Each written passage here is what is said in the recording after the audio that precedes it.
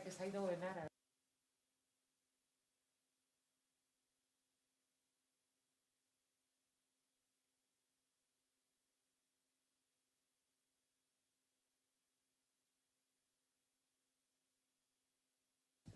Bueno, buenas tardes. Vamos a dar lugar al comienzo de la comparecencia. Falta una diputada del Grupo Popular, pero bueno, que se incorpore en el momento en que llegue. En primer lugar, vamos a ver las sustituciones por grupos. ¿Por el Grupo Mixto? Gracias, presidenta. Por el Grupo Mixto no hay sustituciones. ¿Por el Grupo Ciudadanos? ¿Por el Grupo Popular? Sí, presidenta. Begoña Martínez Aguirre sustituye a Alberto Larte. ¿Por el Grupo Socialista? No hay sustituciones. De acuerdo. Bien, voy a informar ahora de los tiempos de la comparecencia según el acuerdo al que se llegó el 23 de febrero. En primer lugar, la compareciente tendrá un tiempo máximo de 15 minutos. Habrá un primer turno de intervención del portavoz del grupo parlamentario por un tiempo máximo de 5 minutos por grupo. La contestación de la persona compareciente por un máximo de 15 minutos. Un segundo turno de intervención del portavoz del grupo parlamentario por un tiempo máximo de 5 minutos y la contestación del compareciente por un tiempo máximo de 10 minutos. Todo ello, yo no voy a cortar la palabra a nadie dentro de la sensatez y la lógica de que cada uno pueda expresarse con total libertad. Quiero presentarles a María Luisa Velasco. Ella es psicóloga del Centro Asesor de la Mujer, tiene muchos años de experiencia en este tema y muchos años de intervenciones directas y de trabajo en violencia de género. De manera que bienvenida a esta comisión y estoy segura de que nos va a poder aportar un montón de cosas. Así que suya la palabra. Bueno, buenas tardes. Decirles que es un honor para mí estar aquí hoy, honor que agradezco a la presidenta, diputada Ana Santos, por el Partido Socialista. Cuando me he planteado venir aquí, situándome en el contexto, pues casi me vi muy mediatizada por empezar, no como había planteado o como había pensado en principio, sino precisamente por el artículo 57 de la ley que hablamos hoy, la dimensión colectiva del derecho a la reparación, porque al situarme un poquito en el lugar, pues pude ver la exposición sobre el terrorismo y recordé este artículo que hace referencia a los poderes públicos promoverán a través de homenajes y de acciones de difusión pública el compromiso contra la violencia contra las mujeres y el respeto por las víctimas de violencia de género, evitando la revictimización. Como ustedes sabrán y les recuerdo, muchas veces he identificado el terrorismo con el terrorismo machista. Lo han identificado fundamentalmente quien fue delegado del Gobierno contra la violencia doméstica, contra la violencia de género, Miguel Lorente. También lo han hecho otras personas, entre las que se encuentran pues, personas de grupos feministas, sindicatos, y ha salido en varios artículos de prensa. En ese sentido, quería hacer esta referencia pensando que quizá algún día también este edificio acoja una muestra de lo que ha sido y un homenaje a las víctimas de la violencia de género. Pero bueno, yo lo que venía es a plantear fundamentalmente una visión desde el punto de vista de la psicología sobre la ley y he querido enfocarlo desde 3 puntos de vista. El punto de vista de la psicología jurídica y en concreto de la victimología, el punto de vista de la psicología social y comunitaria y el punto de vista de la psicología de la intervención y en concreto de la intervención como profesional del Centro Asesor de la Mujer. La psicología jurídica y una rama de ella, la victimología, se centra cuando se plantea el abordaje a las víctimas se centra fundamentalmente o parte de la definición de la Asamblea General como víctima a la persona o personas que hayan sufrido daños físicos, psicológicos o emocionales o un ataque y disminución de sus derechos fundamentales como consecuencia de acciones u omisiones que violen la legislación. Del mismo modo, dice, sus allegados o personas que hayan sufrido daños por asistir a la víctima también serán considerados como tales. Desde este punto de vista, buscaríamos o intentaríamos ver si la ley consigue, digamos, 3 objetivos. El primero, desde mi punto de vista, sería la eliminación, ver en qué medida consigue la eliminación de la diferencia entre víctimas, entre las víctimas aceptables y no aceptables o las víctimas legitimadas y a veces otras víctimas que no han sido legitimadas. El segundo punto que entiendo que ha de perseguir y conseguir esta ley sería el principio de no inculpación a la víctima, entendiendo incluso la no responsabilización a la víctima sobre lo sucedido y, en concreto, la responsabilización a la sociedad organizada. Y el tercer punto que se valoraría en esta ley es si consigue el principio de reparación individual y colectiva y la garantía de no repetición. Respecto al primer punto, el que hace referencia a la eliminación de la diferencia entre víctimas o consideración de unas víctimas sobre otras, creo que lo expresa en el artículo 1 al definir el objeto de la ley y lo expresa en el artículo 4 cuando habla de las manifestaciones y las formas de la violencia de género, entendiendo los actos de violencia de género, entre otros, pues todos los referidos en el punto 1, la violencia en la pareja o expareja, el feminicidio, las violencias sexuales, el acoso sexual, el acoso por razón de sexo, la trata de mujeres y niñas, la explotación sexual de mujeres y niñas, la mutilación genital femenina, el matrimonio precoz o forzado, las violencias organizadas por la aplicación de tradiciones culturales que atentan contra los derechos de las mujeres, la violencia derivada de los conflictos armados, ciberviolencia, violencia vicaria o la que se ejerce a través de los medios de comunicación, la violencia patrimonial o cualquier otra forma de violencia contra mujeres y niñas. La Ley contra la Violencia de Género de 2004, recordaremos que se centraba fundamentalmente en la violencia de pareja o expareja, de tal manera que de alguna manera era esa la violencia aceptable, dejando fuera otras formas de violencia que esta ley incorpora. Con lo cual parecería que logra el objetivo de no diferenciar entre víctimas de diferentes categorías. Además, reconoce la violencia física, la violencia psicológica, la violencia social, la violencia económica, violencia sexual, violencia ambiental, violencia simbólica y violencia institucional. Y cuando decía que de alguna manera consigue no diferenciar entre víctimas aceptables o no, parecía que solamente eran víctimas aceptables las víctimas que denunciaban esa violencia. El gran logro, desde mi punto de vista, sería conseguir otras formas de acreditación de la violencia de género, incorporando a otras mujeres que por una serie de circunstancias deciden o entienden que no pueden denunciar. Además, especifica cómo serán los supuestos en los que se exija la acreditación de violencia de género y cómo se va a llevar a cabo.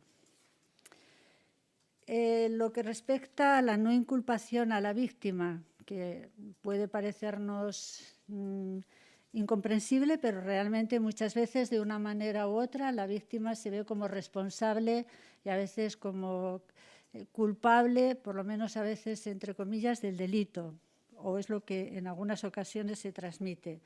creo que se lucha contra esto en el capítulo 1, cuando habla de la responsabilidad institucional, en el artículo 22, cuando habla de la responsabilidad institucional en la detección de la violencia de género, son las administraciones, la administración de la comunidad autónoma quien tiene esa tarea de responsabilizarse para detectar e identificar las situaciones de riesgo o existencia de violencia de género.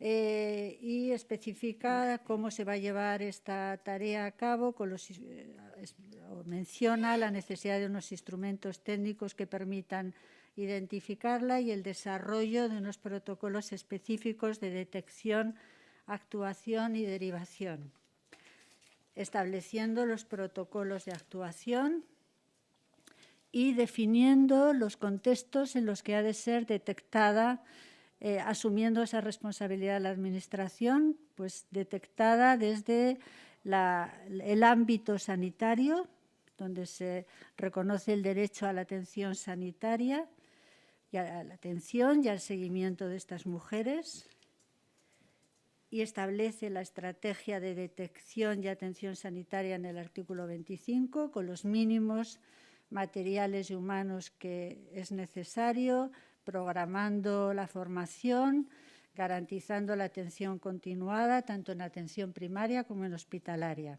Además, también haciendo consideraciones respecto a la atención psicológica en el ámbito sanitario.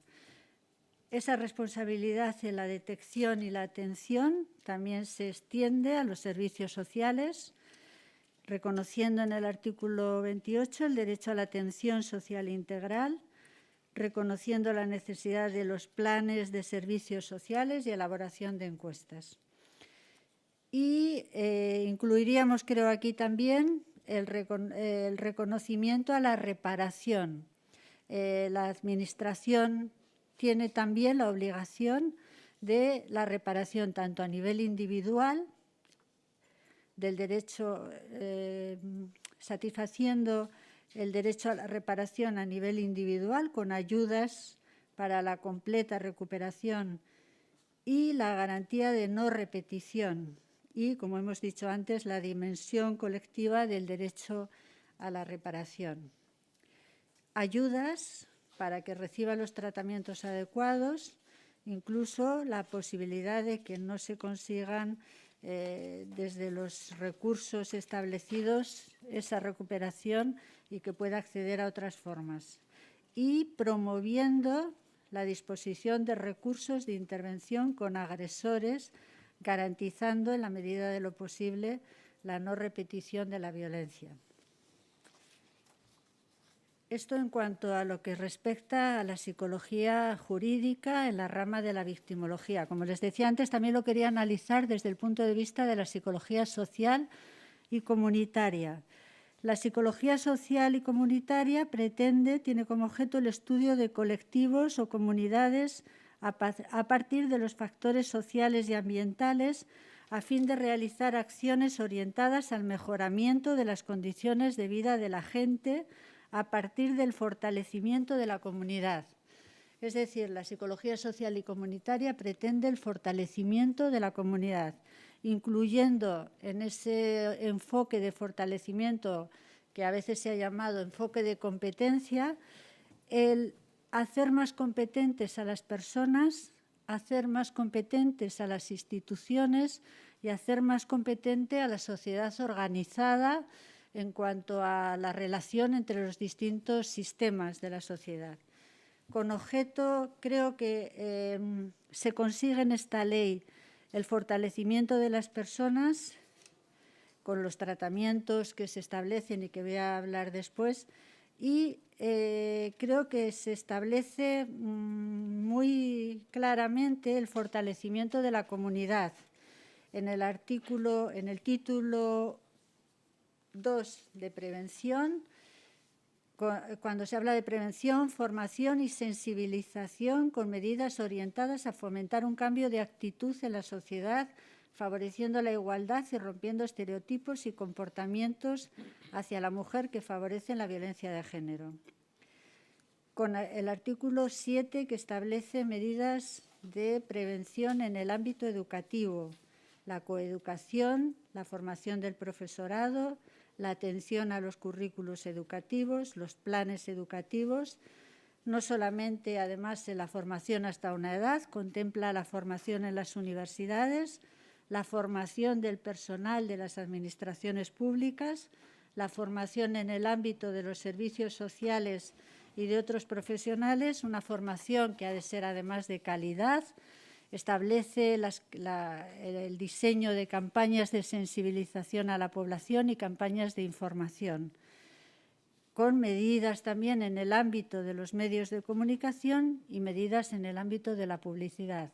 Creo que todas estas medidas se orientan al fortalecimiento de la sociedad, a hacer una sociedad más competente, a personas más competentes que aprenden desde la escuela, la universidad, los distintos servicios a los que puedan acudir de salud o servicios sociales con personal más formado, y mejora la competencia de los diferentes servicios, garantizando además la aplicación de esta ley con formación profesional permanente y asegurando la coordinación, y esto es la línea que comentaba en cuanto a la necesidad de hacer una sociedad organizada también más competente. Creo que esto queda contemplado en el artículo 64 de coordinación, cuando establece en el punto 1 que para promover la coordinación de las instituciones con competencias en materias previstas en la ley y para asegurar el seguimiento, se crea el Observatorio de Violencia de Género con las funciones de coordinar las funciones y los recursos de las diferentes administraciones e instituciones, aprobar la estrategia riojana contra la violencia de género y los planes de actuación, elevar propuestas de actuación, elevar la ejecución de la estrategia riojana analizando los indicadores y estadísticas anuales y presentando sugerencias y propuestas de mejora y cuantas otras funciones. Quedaría, por tanto, entendido que esta ley contribuye a una mejora, a una mayor competencia de la sociedad para afrontar esta situación y, por tanto, solucionar los problemas de las personas que se vean afectadas por esta situación. Y, finalmente, quería enfocarlo también desde el punto de vista de la psicología de la intervención profesional y, en concreto, como psicóloga del Centro Asesor de la Mujer, con 3 puntos. En principio, creo que en esta ley queda resaltada la importancia de la intervención psicológica. Se le da la importancia que muchas veces, por ejemplo, la macroencuesta de violencia de género refleja que las mujeres víctimas de violencia de género, quizá uno de los servicios que más solicitan y que también valoran es la intervención psicológica, y creo que aquí está recogido en la sección 3, los servicios de recuperación y atención especializada, cuando habla en el artículo 38 de la atención y recuperación psicosocial integral, que habla en el punto 2, equipos interdisciplinares que prestarán a las mujeres asesoramiento jurídico, atención psicológica, intervención social y orientación laboral. La atención psicológica y psicoeducativa para niños y niñas. La recuperación para víctimas de violencia sexual, que contempla la necesidad de la figura del profesional o la profesional de psicología. La atención integral para víctimas de trata y de trata de mujeres y explotación sexual, y para la detección y atención en materia de mutilación genital femenina, matrimonio forzado, y en los puntos de encuentro. Pero también quería resaltar otro punto desde la psicología, como decía, de la intervención, que con toda la importancia concedida a la psicología, entiendo que la ley no cae en la psicologización de los problemas en la medida en que contempla en el título 5 también el fomento de la inserción laboral, la autonomía económica y el acceso a la vivienda como necesidades, con las medidas establecidas en el capítulo 1, pues en el artículo 45, el fomento de la inserción para el empleo, o en el capítulo 2, las ayudas económicas, las ayudas de emergencia, ayudas escolares, y en el capítulo 3, acceso a la vivienda, con el artículo 48, medidas para el acceso a la vivienda y residencias públicas para mayores.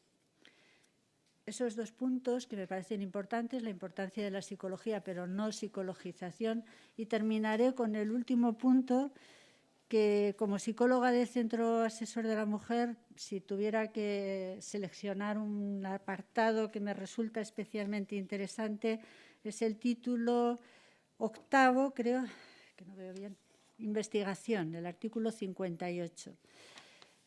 Al contemplar que las medidas de investigación previstas en la presente ley se dirigen a fomentar un cambio de actitud en la sociedad, favoreciendo la igualdad de hombres y mujeres, rompiendo estereotipos y comportamientos sexistas, los roles de dominación y sumisión o discriminación hacia la mujer que fomenten y favorezcan la violencia de género.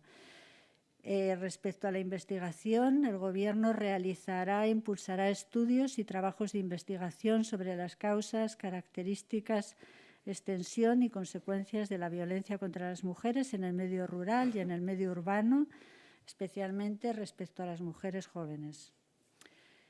Creo que la investigación es fundamental en la medida en que es un problema persistente.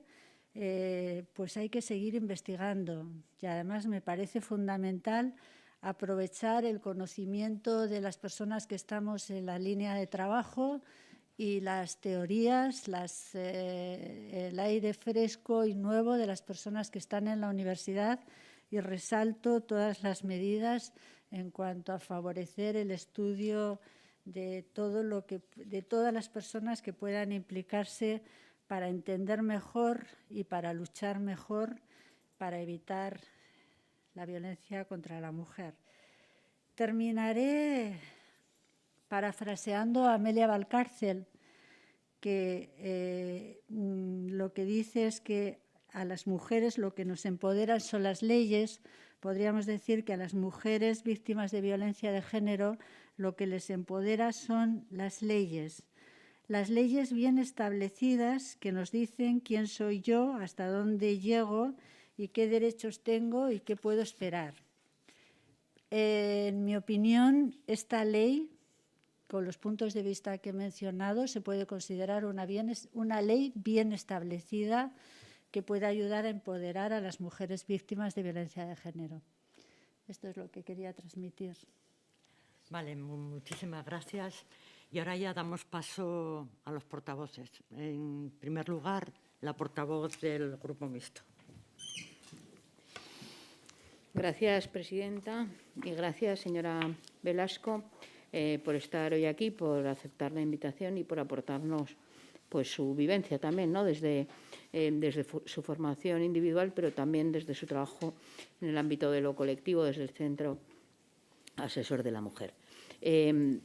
Sí, yo quería plantearle algunas cuestiones partiendo de la base de que no es una mala ley. Yo debe ser que soy bastante ambiciosa y en ese sentido yo voy a centrarme más en las carencias porque entiendo que este es el momento, ¿no?, de analizar las carencias que podamos observar para mejorarlas de cara a la aprobación definitiva de la ley. Efectivamente, es una ley que ha venido ya tramitada conforme a aportaciones que se han hecho desde el ámbito de las personas individuales y de los movimientos y organizaciones sociales, por lo que bueno, también ha sido en cualquier caso mejorado. Pero quería, dada también su trabajo, plantearle, porque yo sigo viendo un problema de fondo, hacía usted referencia en su intervención, ¿no?, al tratamiento psicológico de los hijos víctimas también de la violencia de género, cuando no lo sean de manera directa, pero en muchas ocasiones también lo son, como utilización, ¿no?, de esa manera de hacer daño a su madre, ¿no?, a través de la violencia vicaria.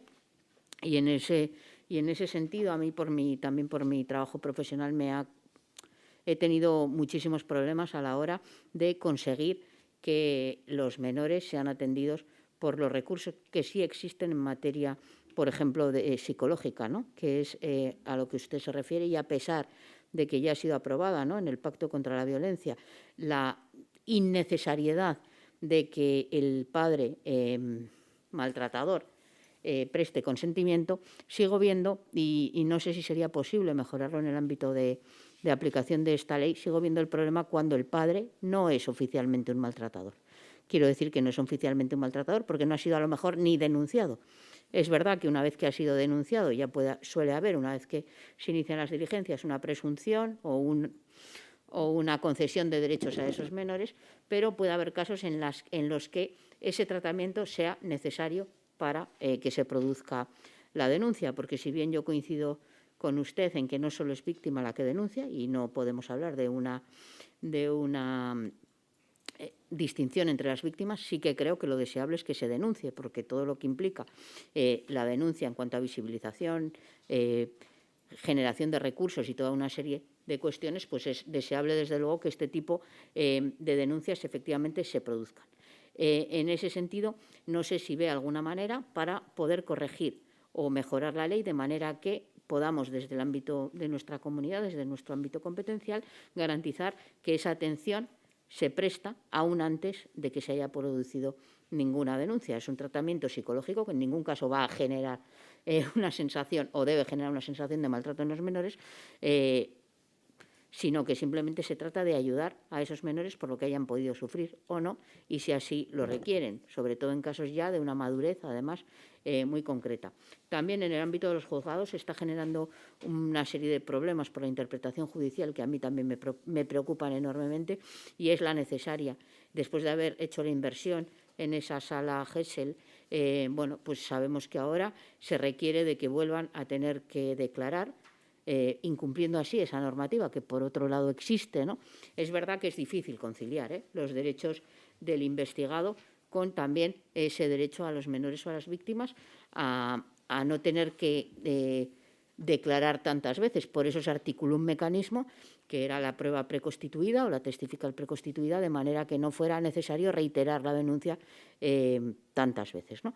En ese sentido, eso ahora ya se exige nuevamente que vuelvan a testificar en el acto del juicio, y, por tanto, bueno, no sé si usted ha tenido conocimiento de esos hechos y si sabe qué efectos reales puede tener también sobre las víctimas o sus hijos, ¿no?, especialmente sobre sus hijos o las personas discapacitadas que pudieran tener relación, que pues son las personas más vulnerables en ocasiones, ¿no? Y, por último, plantear también otra serie de cuestiones, y es en el ámbito económico. Creo que todos somos conscientes de que, al final, efectivamente, las leyes generan derechos, generan empoderamiento, pero si eso no está acompañado de una cuantía económica que determine, ¿no?, que en esta ley, por ejemplo, solo se hablan de ayudas económicas en casos de emergencia, pero creo que todos conocemos casos en los que víctimas de violencia de género toman la decisión de denunciar, son condenados, pero, por ejemplo, cuando a los 3 o 6 meses excepcionalmente se acaba su alojamiento de emergencia, pues son, en la práctica, obligados a volver con su maltratador, ¿no? Bueno, obligadas entre comillas, ¿no? Son decisiones evidentemente libres. Y luego, también dada su condición de psicóloga, también le quería preguntar cómo hacer que realmente la formación, iba a decir psicología, no creo que se trate tanto de psicológica, sino en materia de sensibilidad, que es tan difícil. Yo creo que se ha avanzado mucho en la formación en todos los agentes y operadores que trabajan con la violencia de género, pero sigue faltando en muchas ocasiones ese plus de sensibilidad, sobre todo cuando la denuncia se produce fuera del horario habilitado. No es lo mismo ir a presentar una denuncia en la comisaría de policía en horario de oficina, voy a decir en horario en los que la UFAM está operativa, que son las personas que más formación han recibido al efecto y que más sensibilidad puedan tener, que si la denuncia se produce a las 10 de la noche. La atención es radicalmente diferente. No digo que sea mala la otra, pero no tiene esa plus de sensibilidad que para este tipo de cuestiones es necesaria. Y ya, por último, yo creo que la pregunta más difícil, ¿cómo conciliar ese reconocimiento a que las mujeres, maltratadas o no, somos personas mayores de edad y que, por tanto, tenemos también el derecho a no denunciar, y cómo evitar junto con esa no discriminación entre tipos de víctimas, pero cómo empoderar a la mujer en el sentido de que creo que la denuncia tiene que ser informada, que realmente se debe producir la entrevista con el letrado con anterioridad a que se produzca la denuncia. ¿Por qué? Porque la denuncia conlleva toda una serie de efectos en cadena que en muchas ocasiones la mujer no conoce antes de haber formulado la denuncia. Por eso en muchas ocasiones se generan las situaciones en las que yo pongo la denuncia porque me han llevado la situación a ello y al día siguiente voy al juzgado y decido no declarar. ¿Cómo? Trabajar para, sin quitar la voluntad, ¿no?, de la propia mujer, que tiene que tener, entiendo, que la decisión última sobre cualquier hecho, cómo trabajar y cómo combinarlo con impulsar la denuncia sin quitarle ese poder. Y ahí es nada. Bueno, son muchas las preguntas que ha formulado, con lo cual no sé si prefiere contestar a cada una más que ir agrupando, porque seguramente si no se le van a ir las ideas. Sí, porque además no he cogido, pero bueno. De acuerdo.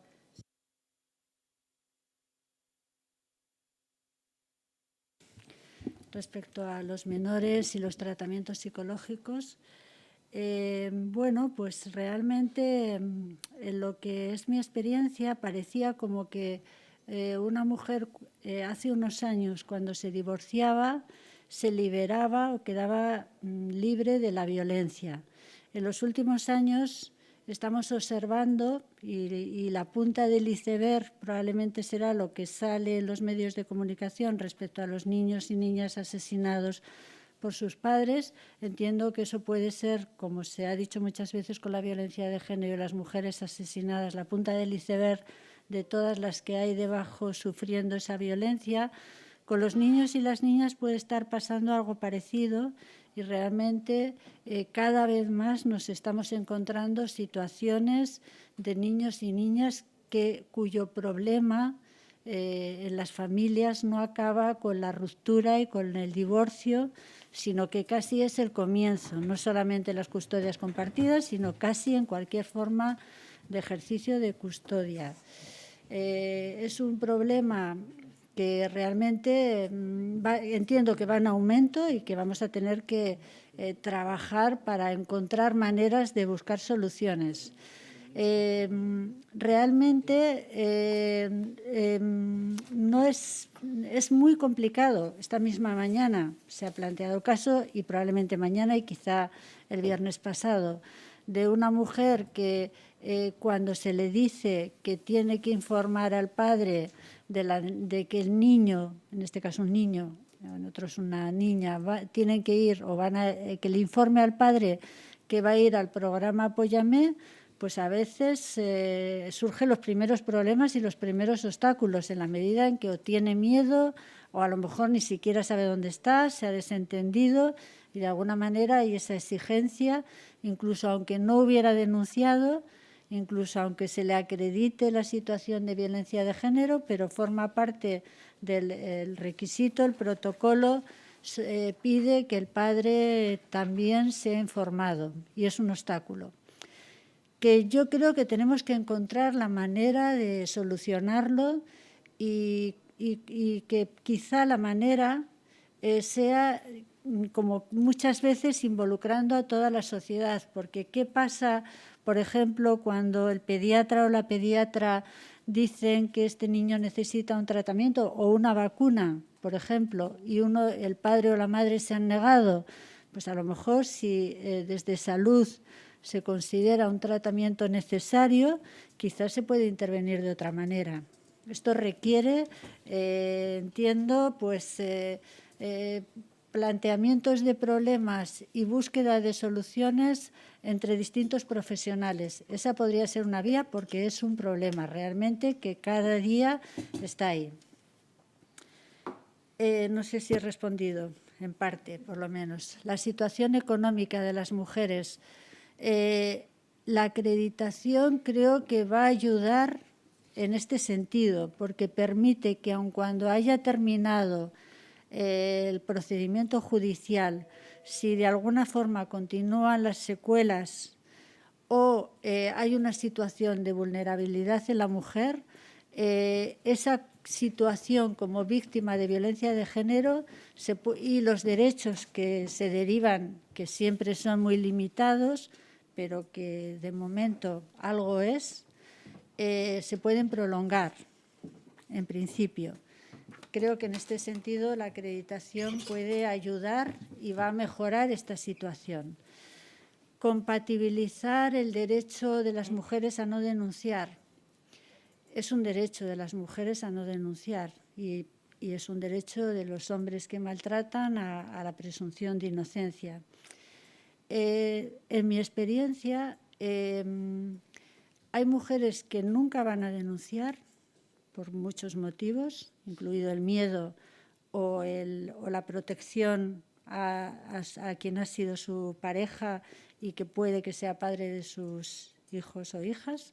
Nunca van a denunciar, otras sí, algunas se plantean que no van a denunciar, pero sí que tienen un punto de un límite que si él sobrepasa sí que van a denunciar. Otras mujeres que denuncian no entran en el sistema judicial por lo que significa las leyes y los derechos y las garantías, y son las que reciben la frustración que esperando justicia no la encuentran, y es con las que habría que trabajar mucho en el sentido de que puedan recibir asesoramiento antes, que puedan ir en la medida de lo posible cuando encuentren una recepción más acogedora, podríamos decir, y más respetuosa.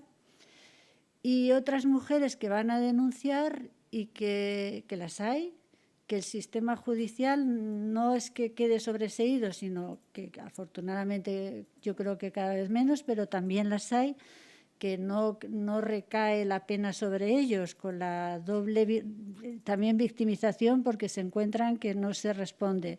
Esto es así, yo creo que es difícil solucionarlo, pero creo que quizá una vía de solución sea cuando todos los derechos no se consiguen con la denuncia, sino que cuando lo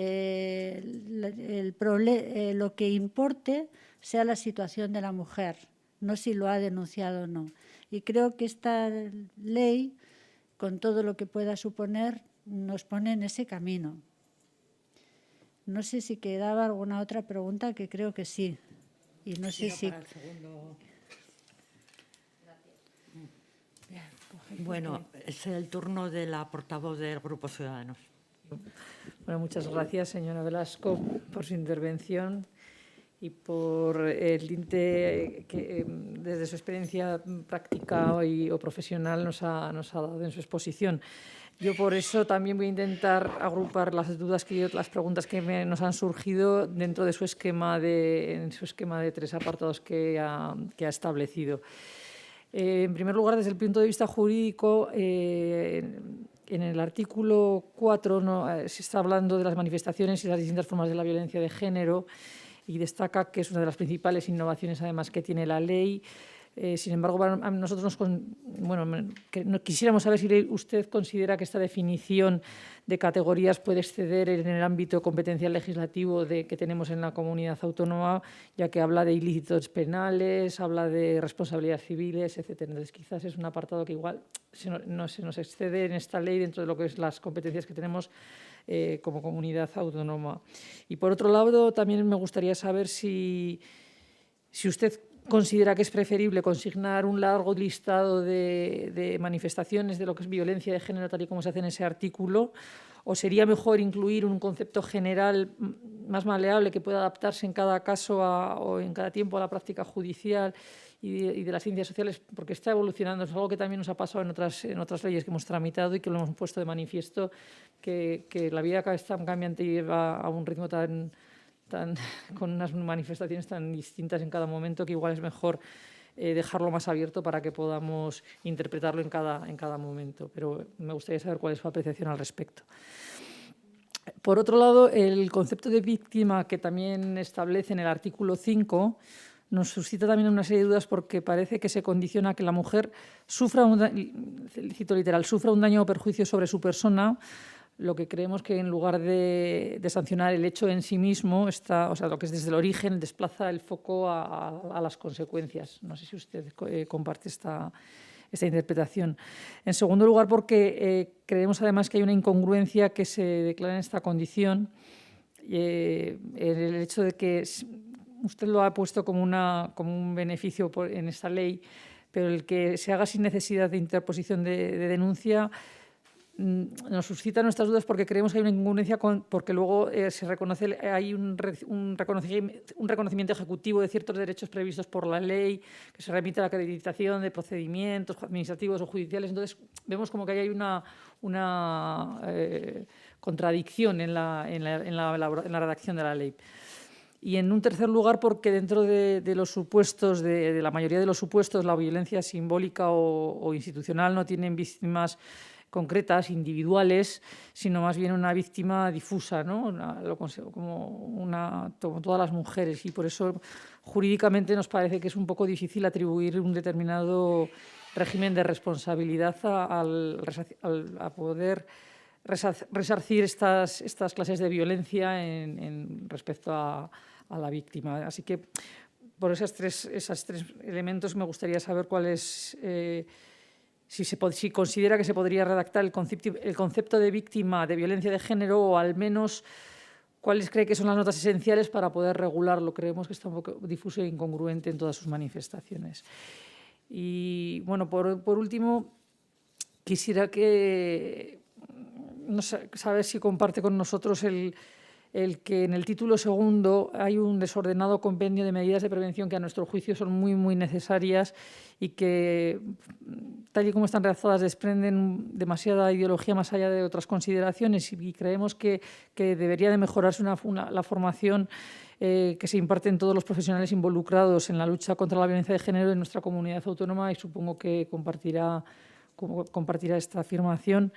Ese título, además, impone una serie de obligaciones a entidades públicas y privadas, centros educativos, medios de comunicación, etcétera, cuya observancia debe velar el Gobierno, y nos gustaría saber si usted cree que falta algún título dentro de esta redacción que han hecho, que regule el régimen administrativo sancionador, que si se infringen estas obligaciones, porque como bien ha dicho, al final el intervencionismo, desde el punto de vista de la intervención, tampoco hemos hablado del régimen sancionador que puede existir dentro de esta ley. Y bueno, yo creo que en principio, si me responde a estas preguntas, quedaré más que satisfecha. Muchísimas gracias de nuevo. León. Puede contestarle. Voy a intentar. Respecto al concepto de víctima, creo que he resaltado el concepto de la Asamblea General de la ONU al referirse como víctimas a las personas que han sufrido daños físicos, psicológicos o emocionales, o ataque o disminución de los derechos fundamentales. Entonces, entiendo que es esto lo que recoge el daño o prejuicio sobre su persona, perjuicio sobre su persona. Tiene consecuencias ese daño, pero entiendo que se considera así. Una persona víctima es la persona que ha sufrido esos daños o ataques o ataques a sus derechos fundamentales. Respecto a las manifestaciones y las formas de violencia, pues sí que me parece importante recoger todas y cada una de ellas, y además precisamente también por lo que he comentado, porque de alguna manera si no se recoge todas estas situaciones que en otro tiempo además quizá nos han parecido muy lejanas, cuando hace unos años pues pensábamos en la mutilación genital femenina, pues nos parecía que nos era ajeno casi, cuando hoy sabemos que ya entra en los protocolos de detección de salud todas estas situaciones. No se me ocurre mayor, aunque la maldad seguramente no tiene límites y la infamia no los tendrá, y quizá por eso está el apartado que hace referencia a cualquier otra forma de violencia. Pero creo que recogerlo es importante porque nombrarlo también lo hace visible. Reconocer todas y cada una de las formas. Sobre la incongruencia de la acreditación, soy muy favorable a la acreditación, personalmente, porque llevo trabajando con mujeres, precisamente tal y como está organizada La Rioja y la atención en La Rioja. Las mujeres que no denuncian la violencia de género fundamentalmente son atendidas en el Centro Asesor de la Mujer. Quiero decir que aun cuando en la calle muchas veces se oye la idea de que las mujeres enseguida denuncian o es que se denuncia todo, yo tengo que recordar que llevo muchos años trabajando con mujeres que no denuncian, que a lo mejor después algunas, no muchas, han dado el paso a denunciar y que no van a denunciar nunca y que han sufrido o que se han podido considerar las invisibles de las invisibles, porque quedaba en una historia en el Centro Asesor de la Mujer y no generaba nada más que la atención, eso que no era poco, seguramente dirán las mujeres, pero que se quedaba muy insuficiente. Entonces, la posibilidad de acreditación de violencia de género me parece un logro. Sobre la violencia institucional simbólica, entiendo que en la medida que afecta a todas las mujeres y a veces particularmente a algunas, porque esto puede hacer que se revisen, por ejemplo, protocolos de intervención en algunas enfermedades en las que muchas veces los estudios se han realizado con varones y no con mujeres. Entonces, creo que sí que es necesario recoger esa violencia institucional. Y sobre las medidas de prevención, no he atendido específicamente a si falta alguna medida. La prevención me parece fundamental y muchas veces se pide en las leyes que haya un régimen sancionador porque parece que si no lo hay no se va a cumplir. No podría definir si conviene o no. A mí me parece que resalto fundamentalmente la necesidad de la prevención, pero no me veo capaz de decir si esto sería más favorable con régimen sancionador. Vale, muchas gracias. Por el Grupo Popular. Sí, gracias, señora presidenta. Muchas gracias, señora Velasco, por su intervención y por las aportaciones que, sin duda alguna, van a contribuir a que podamos hacer la mejor ley. Evidentemente, las leyes se enriquecen cuando se aportan esa visión de la realidad que usted nos ha podido transmitir. Y desde este punto de vista me va a permitir que, abusando sobre todo de su experiencia, creo que ha hablado prácticamente de todos esos elementos en los cuales se hace especial hincapié: la sensibilización, la educación, la información, la protección de la víctima, tanto para la prevención como luego ya para lo que serían las ayudas y la asistencia necesaria.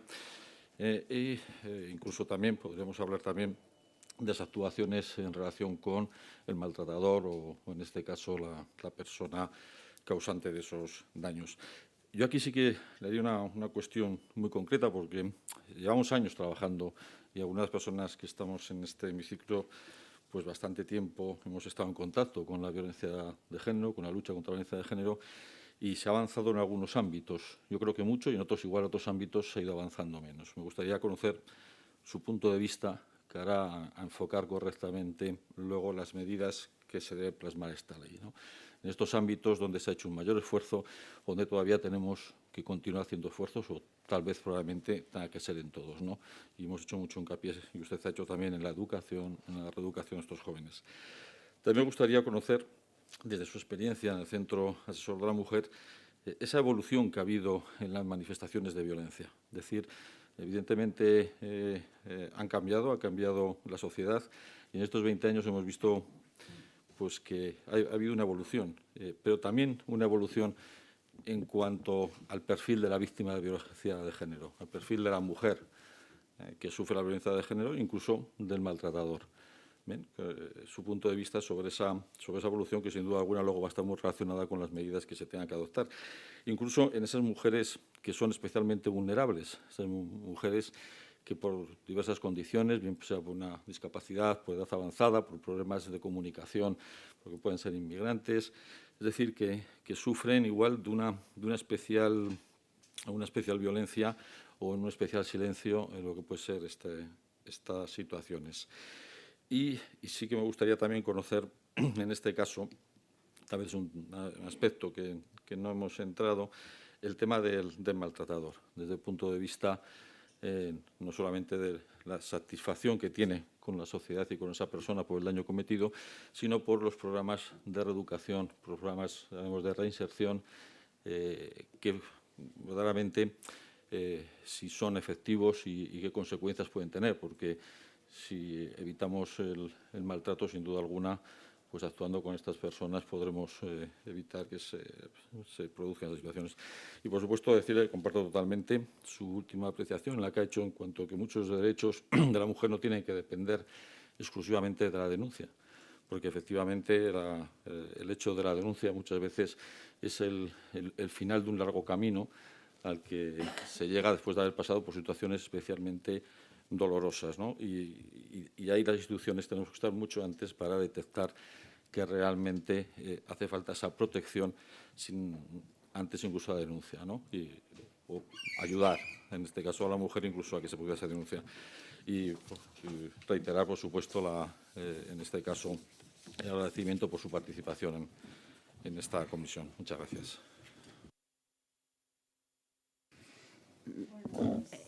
Eso sustituyo, porque conste, ¿no?, que sustituyo a la señora Santos porque va a intervenir posteriormente en el turno de portavoces. Pues, señora Velasco, tiene la palabra. Gracias. Bueno, yo creo que ha habido muchos avances y muchos logros. Y también retrocesos y avances y retrocesos importantes, y la sensación de que tenemos que trabajar con intensidad y además de manera valiente, podríamos decir, porque cuando se actúa de forma valiente, con campañas o con actos, pues se ven resultados. Y cuando por algún motivo esto se lentece, pues se nota también. Quizá los avances van en la línea pues, del perfil, como decíamos antes, o como me planteaba, el perfil de las mujeres pues ha cambiado muchísimo. El perfil de las mujeres que acuden, no las manifestaciones. Yo creo que la evolución de las manifestaciones de violencia quizá no tanto, más allá de la incorporación de las nuevas tecnologías, podríamos decir. El perfil pues, ha pasado de ser el de una mujer de mediana edad de Logroño de La Rioja a un cambio paralelo al que vemos en nuestra sociedad.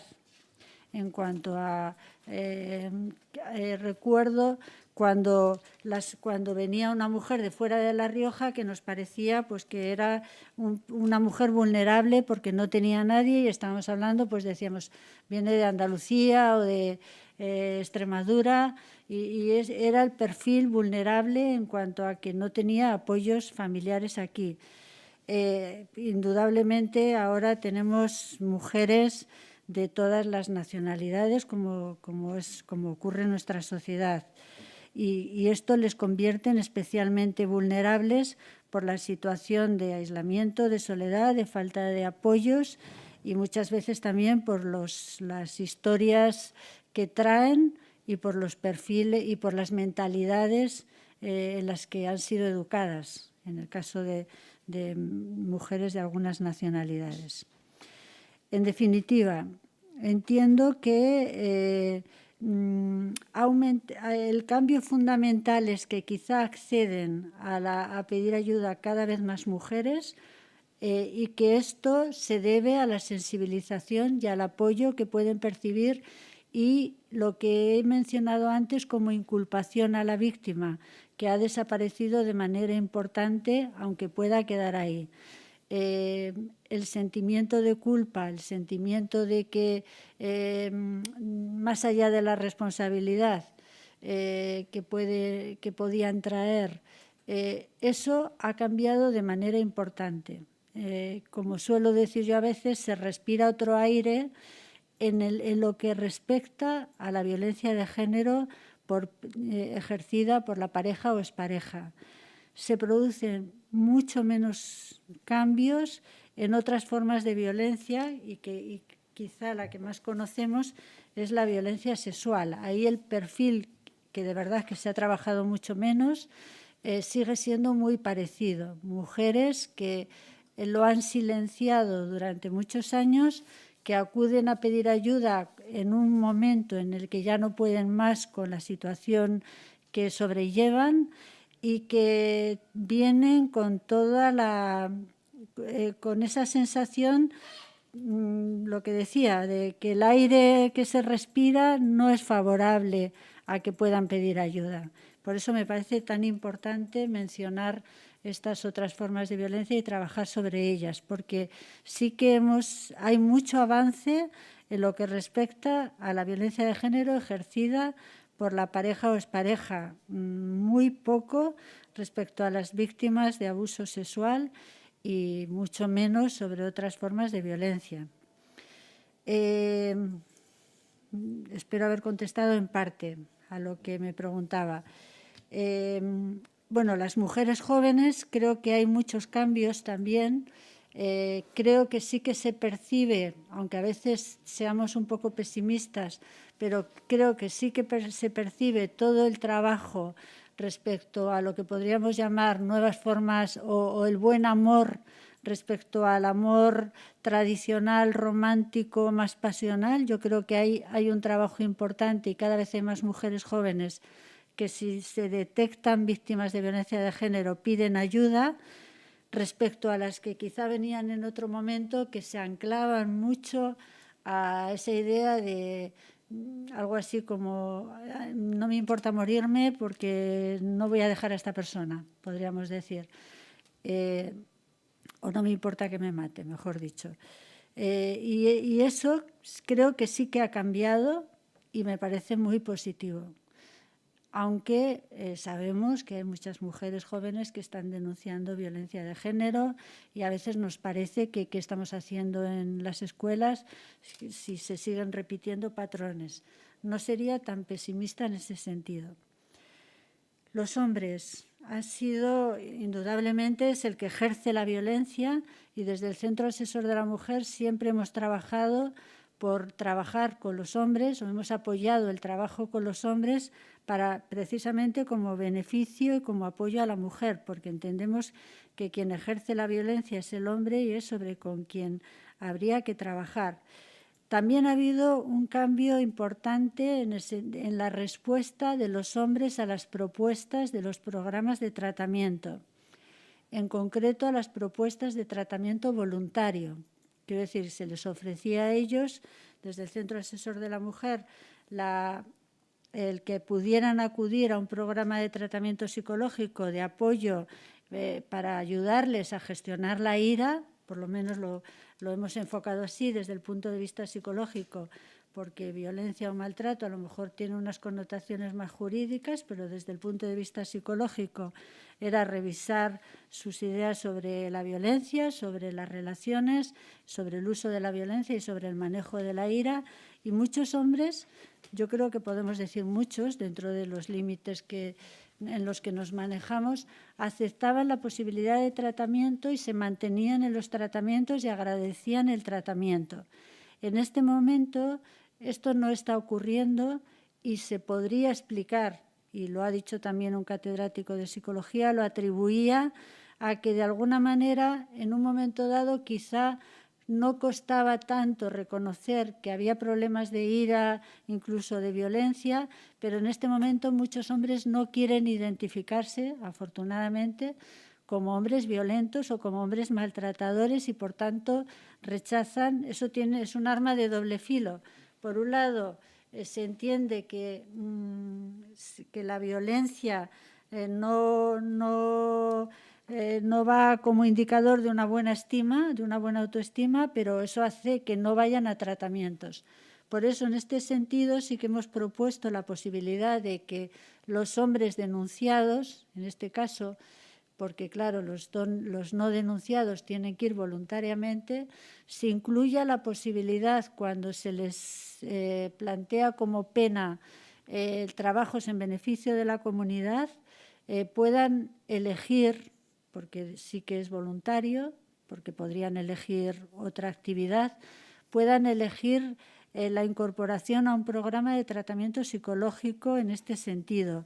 Y podemos hablar de buena respuesta y de buenos resultados. Cuando hablamos de buenos resultados, nos falta investigación-acción, que es lo que decía antes, porque trabajamos como podemos, pero quien ha podido hacer al tiempo que trabajo investigación con la universidad, hablan a veces de la teoría de los 3 tercios. Un tercio quizá no va a ir o no mejora en absoluto.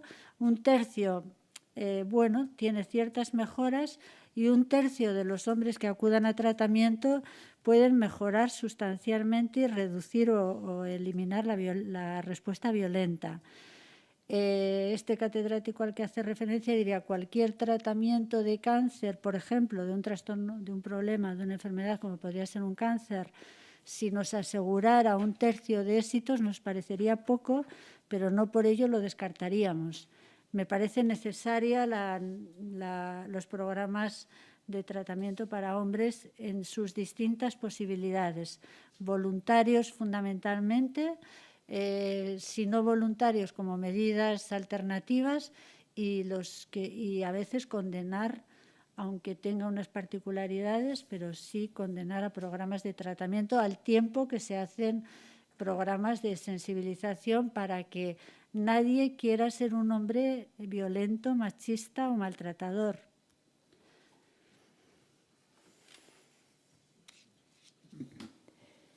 Muy bien.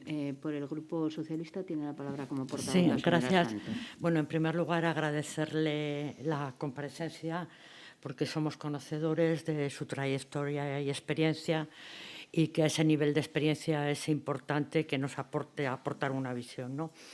Igual estoy equivocada, pero ha salido el tema de los hombres. Entiendo que los programas que se han hecho en el Centro Asesor de la Mujer no eran para hombres maltratadores, sino para hombres dominantes, proclives a la violencia y con falta de control de impulsos. Lo entiendo, lo quiero entender así, porque el tema de mediación, etcétera, etcétera, no hubiera habido capacidad para hacerlo. Y que, afortunadamente, yo la experiencia que tengo en este tema es que los jueces, en un porcentaje altísimo, altísimo, condenan a un programa de tratamiento como pena sustitutiva, y mientras cumplan la orden de alejamiento y tal, que los llevan los servicios sociales penitenciarios. Me imagino que eso continuará. Y desde luego yo creo que los jueces serán sensibles a que los maltratadores hicieran ese programa obligatorio. Ha salido el tema varias veces, el tema de la acreditación y de la denuncia. Yo tengo ahí mi pensamiento, igual equivocado.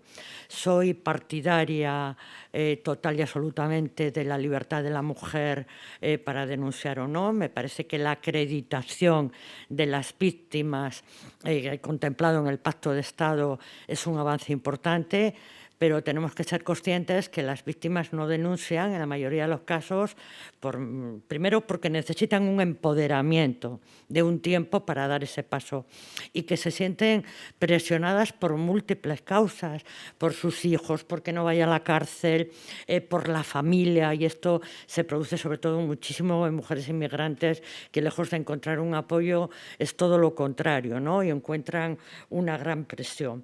Entonces, me parece importante, pero me entra una duda, y me entra la duda de la impunidad del maltratador. Entonces, creo que es importante esa acreditación y ese reconocimiento, pero también me preocupa que se vaya a rositas, y que siempre se vaya a rositas, porque la mujer cuando denuncia es porque tiene mucho miedo, porque ha sufrido una agresión, y luego, en muchos casos, renuncia a declarar no declara o se reanudan la convivencia, precisamente por el tema de la dependencia. Y ahí le quería preguntar, primero, ¿llegan mujeres jóvenes al centro asesor de la mujer, sabiendo que hay un protocolo que al centro asesor acuden cuando no han denunciado y cuando hay denuncia acuden a la oficina de atención a la víctima? ¿Están llegando jóvenes o siguen llegando las mujeres maduras? ¿Qué esperan cuando las mujeres van al centro asesor? Lógicamente están pidiendo apoyo, ayuda. ¿Finalmente esas mujeres se empoderan y denuncian o no? ¿O realmente reciben ese apoyo y esa ayuda y con eso para ellas es suficiente y les libera en algunos casos de ese paso de la denuncia? Por otro lado, quería comentarle el tema de los menores, ¿no? El programa Apóyame, pues es un programa que tiene un número determinado de sesiones, las que sean 10, 12, las que sean. Yo creo que la ley tiene un acierto importantísimo y era una asignatura pendiente, reconocer a los hijos como víctimas.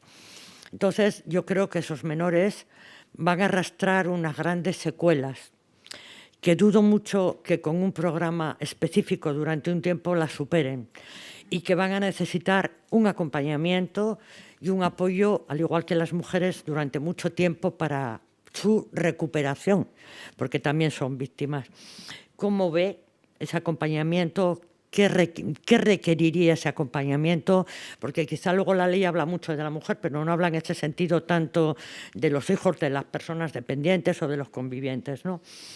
Y por último, es un tema que no ha salido y a mí también me preocupa, y es cuando una mujer es víctima de violencia de género, hay muchísimos servicios a su disposición, pero a veces hay una maraña de servicios. Es decir, la mujer se siente con una gran debilidad, muy vulnerable, no sabe dónde tiene que acudir. A veces el acudir a un montón de sitios implica una victimización continua de tener que volver a contar su historia. Entonces, quería saber qué piensa de que haya una figura de acompañamiento como referente. La ley menciona algo, una figura de acompañamiento que pudiera estar en los servicios sociales comunitarios y sí piensa que debiera de estar también en salud, en las trabajadoras sociales de salud, porque el referente de la mujer va a ser la persona a la que acude, le ha escuchado y le ha prestado ayuda. Va a ser un camino muy largo, muy largo. Entonces, ese de referente debe existir. ¿Dónde debe estar ese referente? En servicios sociales, en salud. Y por último, preguntarle, es una buena ley, pero preguntarle si echa algo en falta. Si usted tuviera que redactar esta ley, si habría alguna cosa que no está recogida, yo la tengo, pero prefiero no expresarme, que recogería en la ley. Gracias.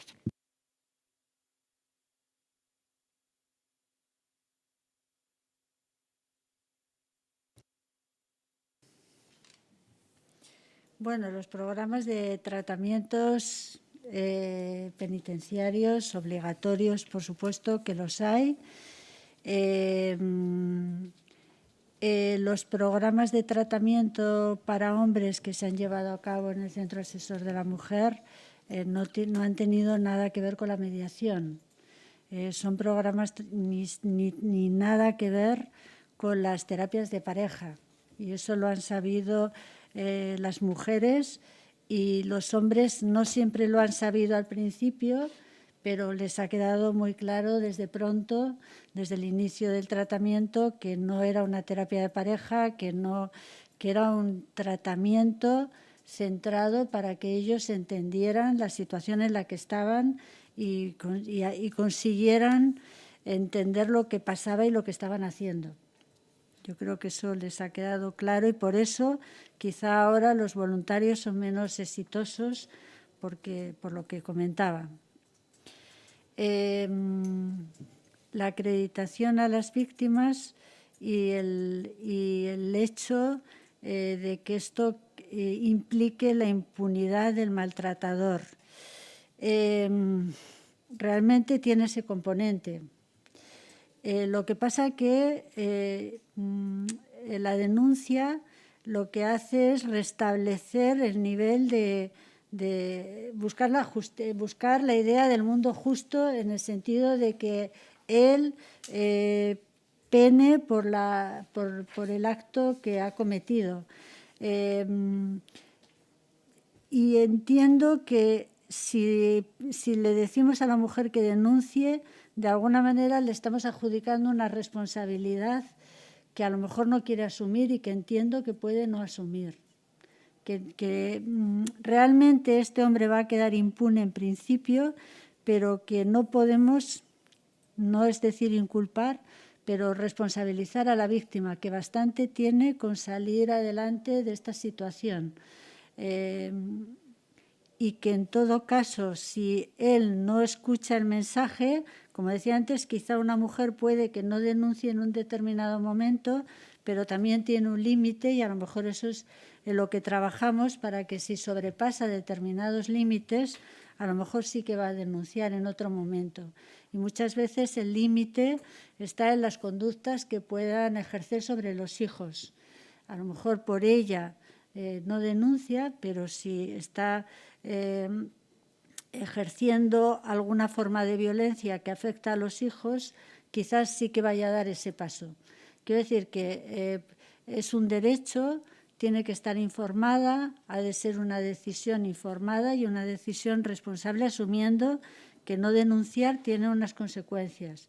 Pero para mí es una liberación, para las mujeres entiendo que es una liberación la acreditación. ¿Acuden las mujeres jóvenes al Centro Asesor de la Mujer? Pues tendría que decir que no en la medida que se refleja en las denuncias, por ejemplo. Quiero decir que sabemos que aumentan las denuncias de mujeres jóvenes y eso no se traduce en un incremento de mujeres jóvenes que acuden al Centro Asesor de la Mujer. Por algún motivo que yo lo asocio en parte a que no nos hemos adaptado quizá por asumir parte de responsabilidad a las maneras como las mujeres jóvenes utilizan hoy en día los servicios, pues no hemos quizás sabido adaptarnos para conseguir que accedan a este servicio que es para todas las mujeres independientemente de la edad. Acuden algunas mujeres jóvenes, pero seguramente no en la proporción que sería de esperar teniendo en cuenta lo que sabemos que está pasando, por algún motivo. A veces acuden algunas madres para informarse sobre sus hijas, pero es verdad que no llegamos a las mujeres jóvenes. Sobre los menores y el apóyame. Cuando hablaba antes de una sociedad competente, va un poco en esta línea. Los servicios especializados intervienen en un determinado momento, pero los servicios han de ser competentes para después dar respuesta a estas situaciones. Quiero decir que los tratamientos, precisamente para que sean eficaces y efectivos, y porque son servicios públicos, también tienen que tener un tiempo limitado.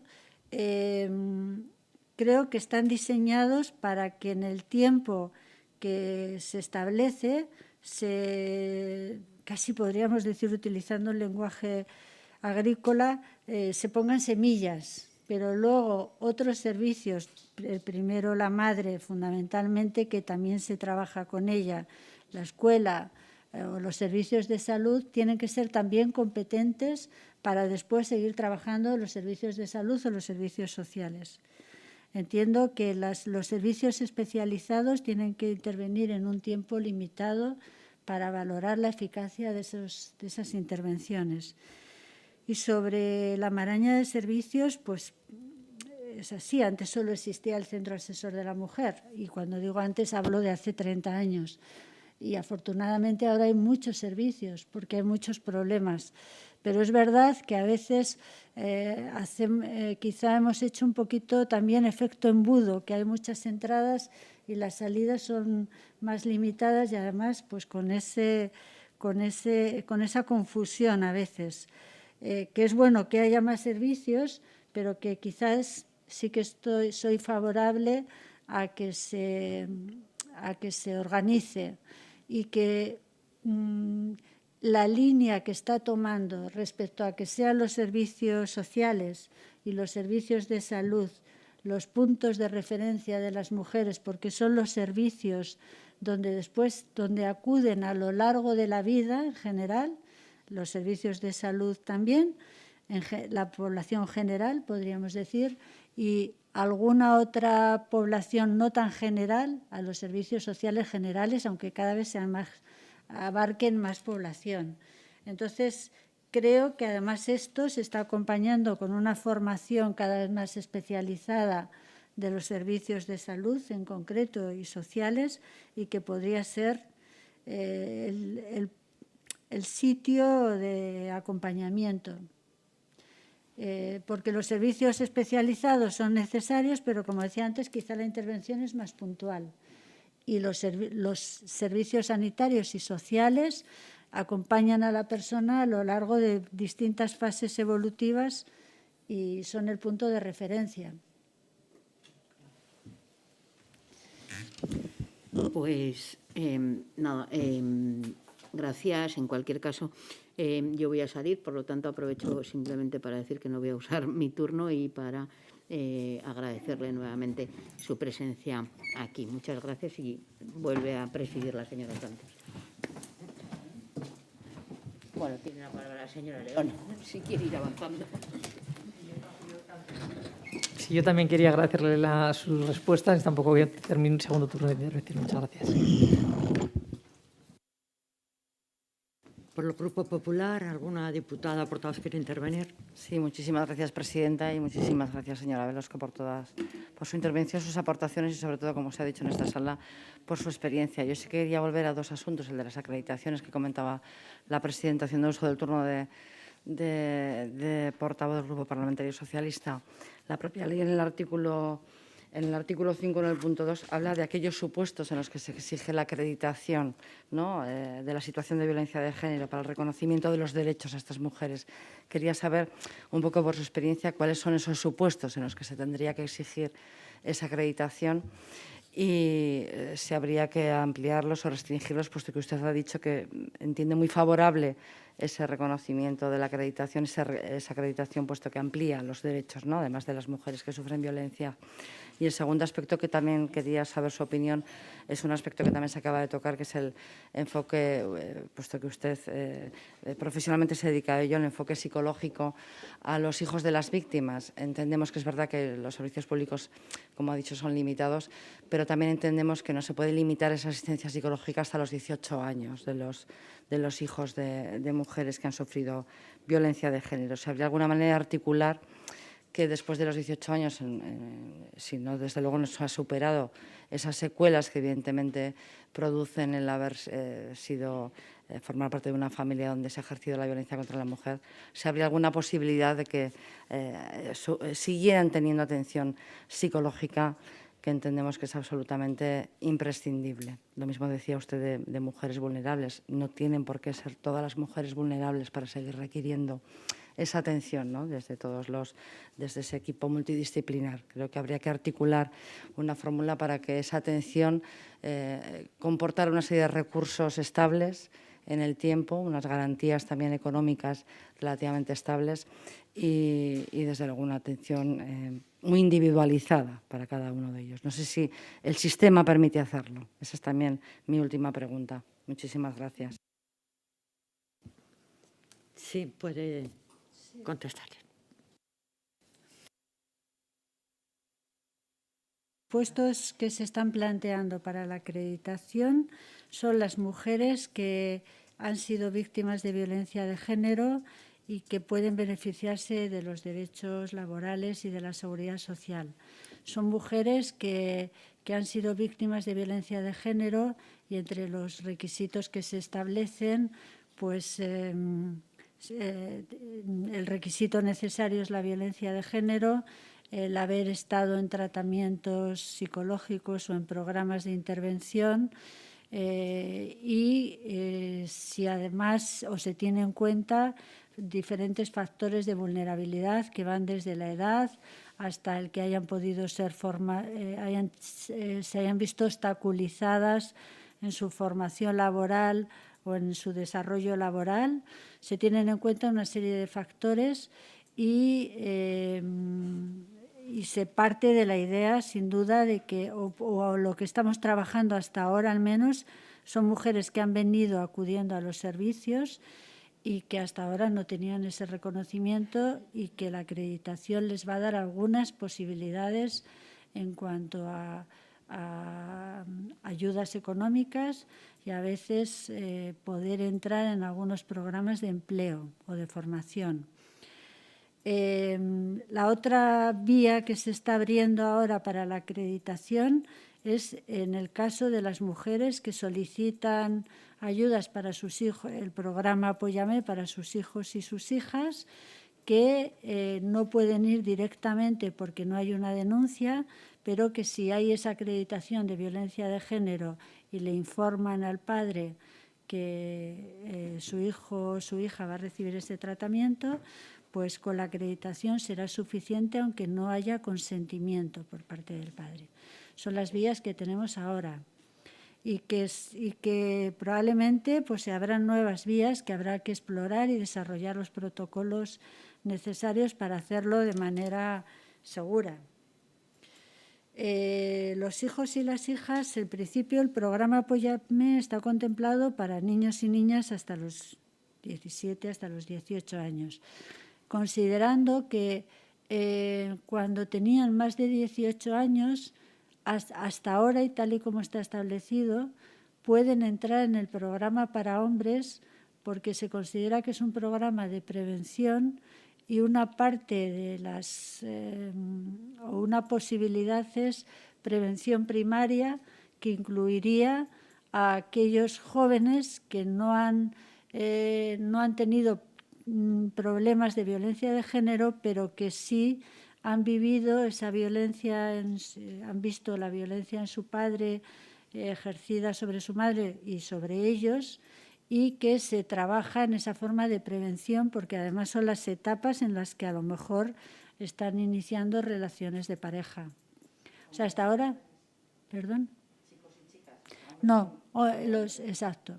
Las hijas quedan un poco, no entran en un programa específico, pero en el Centro Asesor de la Mujer, digamos que hay un programa general de intervención psicológica que es con las mujeres que están sufriendo esa violencia de género, pero hay un programa inespecífico para tratamiento de otras situaciones.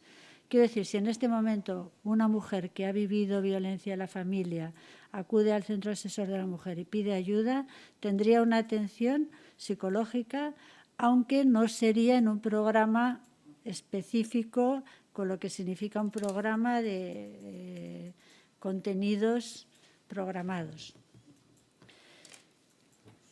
Muchas gracias. Había otra cosa más, perdón, pero ahora no me entiendo. No entiendo lo que había.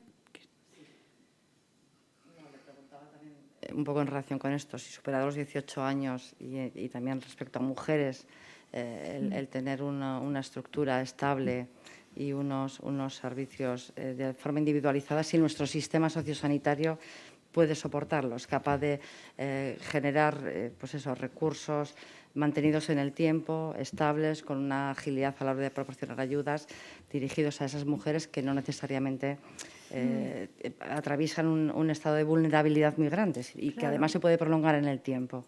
Se puede prolongar en el tiempo, pero no de la misma manera. Por eso se están planteando, cuando hablábamos de sociedad competente, hablamos, por ejemplo, de asociaciones formadas, competentes, que puedan asumir como autoayuda o como intervención a estas mujeres. Quiero decir que el apoyo no necesariamente tiene que partir desde un enfoque de la psicología comunitaria de un servicio especializado, que toda la sociedad tiene que estar formada desde distintos puntos y desde distintas áreas para intervenir.